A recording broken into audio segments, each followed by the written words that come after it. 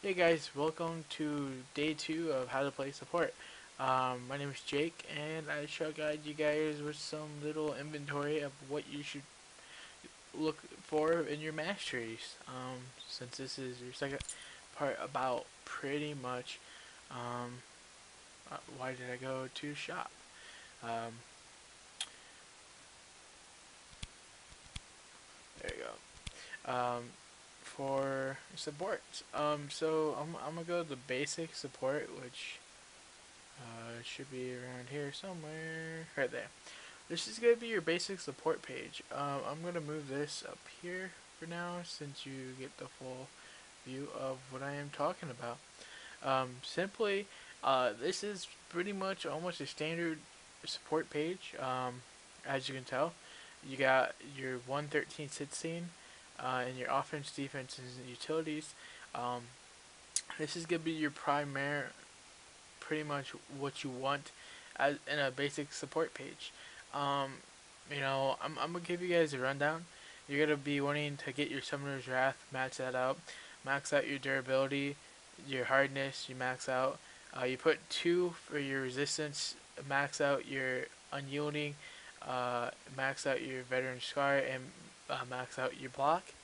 Then when you're gonna go over here, you're gonna max out your Summoner's Insight, max out your meditation, max out your mastermind, put 1 in your artificial, um, max out your biscuit and your explorer ward. So this is gonna give you pretty much a biscuit that consumes and restores 80 health and 50 mana over the 10 seconds, and then this will give you a 60-second ward.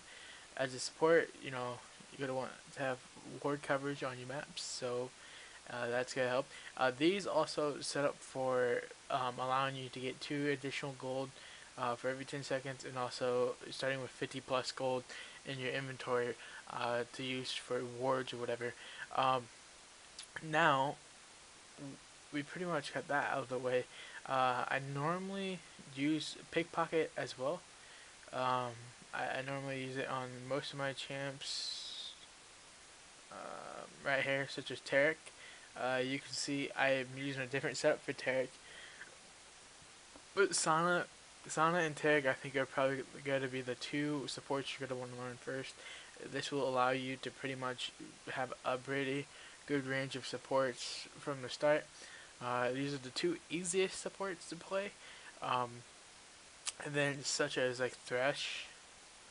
Uh, Thresh is using the same build as Sana, but his is more of a skill shot champion, so it's a lot harder. Um, as Tarek in that, I use a little different things, but it does allow me to sustain in my lanes. As you can tell, this is the same mastery page which I previously just released a video of, which will allow you to see what I do, what I buy. Um, so I want to take you guys uh, a little rundown. This was in 20 minutes. This is what I got out of playing support. I went 2-4-19 in 20 like 2 minutes or something like that. I finished out my bulwark. I bought my sight zone. I bought my boots of mobility. I run boots of mobility for all my supports pretty much. Uh, very few variations that I don't, because most of the time this support I like to get away as best as I can, so I use boots of mobility. Um, Built my philosopher's stone and then my ruby crystal. This ruby crystal was going into, I forget what it's called. It's like the little ball, the orange ball. I just call it the dragon ball, but um, and then that would be built into a locket. That's what I was building there. But as you can see, my mastery set with this Tarek build. I did go 2-4-19 once again. I did, you know, 27,000 damage still. Um, the combination for Tarek and what you want to get down, you always want to go start out with maxing. Well, you want to, your first level up will be, you're going to level up in level 1 your E, and then you're going to want to max. The first thing you're going to do is uh, level up your E 1 time, level up your Q 1 time, and then Max out your W first. Um, this will give you the armor break, and even with the nerf with Tarek, it still does and allows your team, especially if you're playing somebody such as Varus, um, Misfortune. Uh, this armor break will, give you a lot of advantage for your team and do a lot of damage at one time giving. Um, Such as Thresh, this is my build for Thresh. I've rushed. Normally, I don't buy these boots. Like I said, I bought boots for mobility. I just bought these because I wanted the plus 28% attack speed. And depending on what you're gonna be doing with Thresh, I like to auto attack. I like to be a little. Um, I like to pretty much be aggressive. So why not? This game also was forfeited at 20 minutes. I didn't have that much to do really. I got my locket done. This was the third item I bought because I bought Philosopher's Stone, my Side Stone, and then straight to my locket. I run lockets for pretty much every single one of my support champs I do. Let me go with this one. So this one, I went 0-2 and 11. I only, once again, surrendered at 20. Um, I could only get my Ruby Sightstone done and building into this locket, which that Ruby Crystal was. I went 3-1-13 with this Sonic game. Like I said, here's the little Dragon Ball. I call it Kindle Gym, whatever you want to call it. I just call it Dragon Ball. Once again, I bought Emblem of Valor. Started with the Philosopher's Stone, upgraded my Sightstone to the Ruby Sightstone. This was going to be built for your Aegis.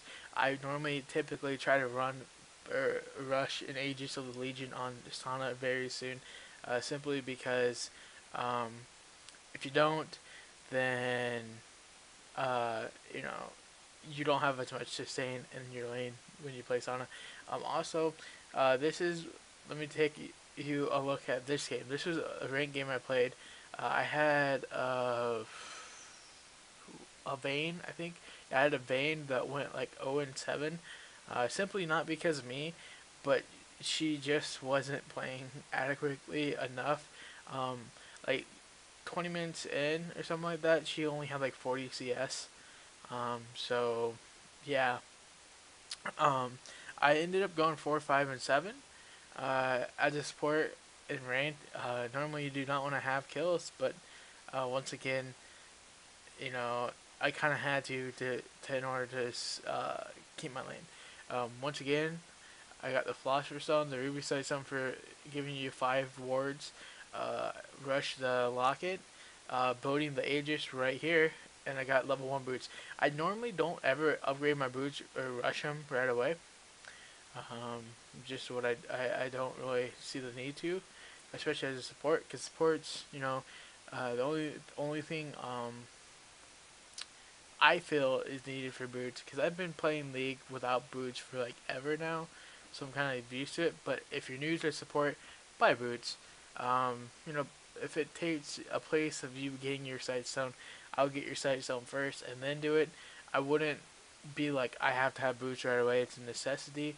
I feel such as a support, your role is to get key items like wards and that. So if you have to, uh, buy wards.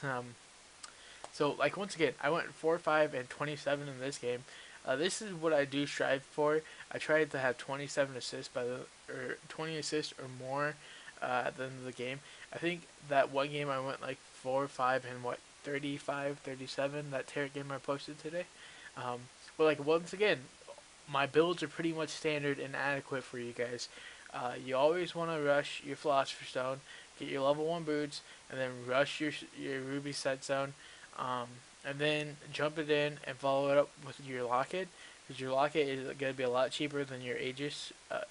So once you get your Locket, it's going to give you, like I said, plus 300, plus 35 armor, plus 10% cooldown reduction, plus 10 health regen per 5 seconds, and the passive unique active, which will grant you a shield to nearby allies for 5 seconds that absorbs up to um, 50 attack damage, plus 10 per level.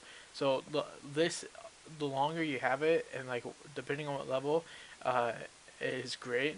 And it also only has a 60-second cooldown. and then you would want to rush your Aegis, especially if you're playing Sana at this time. It's like I said, it's just one of the things you do. So I hope, you know, um, I hope this helps you guys because uh, being able to allow you to give you the basic principles of a support is very key. And these masteries are pretty much almost standard even for the pros. About I would say the top pros pretty much use these masteries. Um, simply because they work, and they've really never had a big change since season 2 or season 3. Support's role has always been pretty much the same as it is. Just a couple new items either got dropped or got added, and that's about it. Season 1 league, nobody really supported as much as they did. Um, I mean, they had them, but during season 1, it just wasn't really. I don't know. It was almost like in season 1, everybody just wanted to have kill lanes, because you can get away with that. I don't know why. It was like that. So, anyways, yeah, pretty much all these builds, all these supports are pretty much the same. See, this is my Zyra support page. The only thing difference is, I have a little bit. I don't have anything in my defense. I have more in the offense. 9-0 and 21. Zyra, Thresh, and a couple other ones like Galio, Nami, um, who else? Morgana. Those are more higher skilled level support player like champs. I really don't play them. I mean, I do. That's why I have pages for them, just in case if I have to.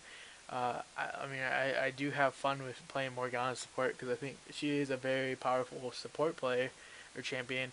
Um, with her, pretty much like her stun, and then you can throw the pit underneath and does damage. I forget what it's called. Nunu really isn't as powerful in season 3 as a support as like season 2. He's better in the jungle, but I do have a support page just in case if I ever want to play him. Soraka is a very strong, underrated support. Depending on who your metagamer, who your AD carry is, works great with her.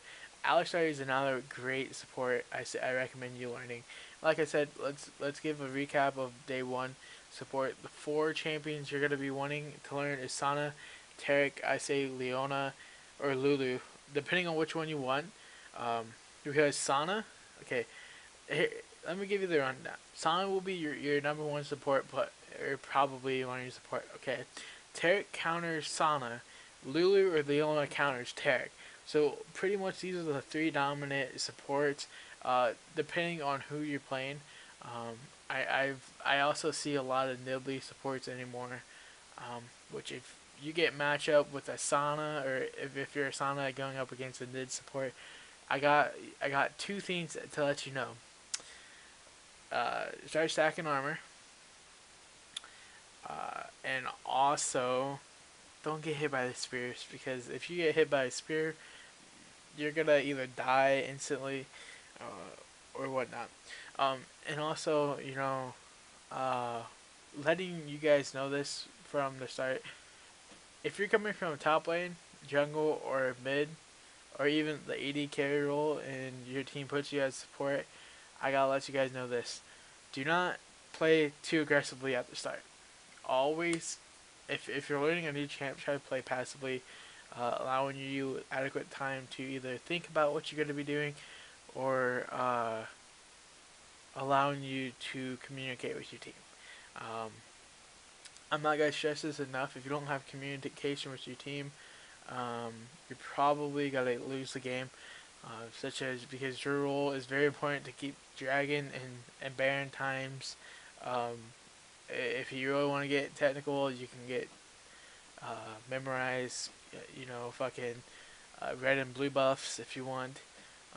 Also, once again, your recaps of yesterday always have wards on the map. That's a very, very strict thing. Even if you ward your own jungle. If they come into your jungle, you're still gonna know where they're at. But you do want to try to get into their jungle at one time. So say if you push your bot lane, you destroy their turret, they had to go B or whatever. Uh, on the way, either heading to mid to go aid them, or to go back into your jungle, depending on which side you have. Say your blue side, or you're gonna go to the dragon. Place a ward by their blue, because that's gonna allow you to get vision if somebody comes through there. Also, get into their second bush by mid. Go up from the riverside, your blue riverside. Try to go up into their second bush there, and then place a ward right there, in between the first turret and their secondary turret. Place it right in there, and you're gonna be able to see a lot of people who come through there. Once again, ward times are only 3 minutes. Also, if you're gonna be trying to clear out wards, instead of buying just like 2 pink wards, just buying oracles. Because if you buy oracles, I know you might not have the money, but oracles do help you in your own jungle, Baron, Dragon Pits, and in their jungle if they have them. So that's gonna allow you to pretty much get map coverage and take away their map coverage. So this is day 2 of a 3-day thing. I'm gonna have another gameplay for you guys here tomorrow. I hope you guys enjoy this little guide to being able to play support. So anyways, my name is Jake. I hope you enjoy this. Leave a comment down below what you think I could improve on, or what you want to see, or what support you want to see being played. I'll try to do my best to get you guys a support gameplay. So anyways, my name is Jake, and I hope you guys enjoy this, and I hope you guys take something, find this useful, and I'll talk to you guys very soon, and talk to you guys later.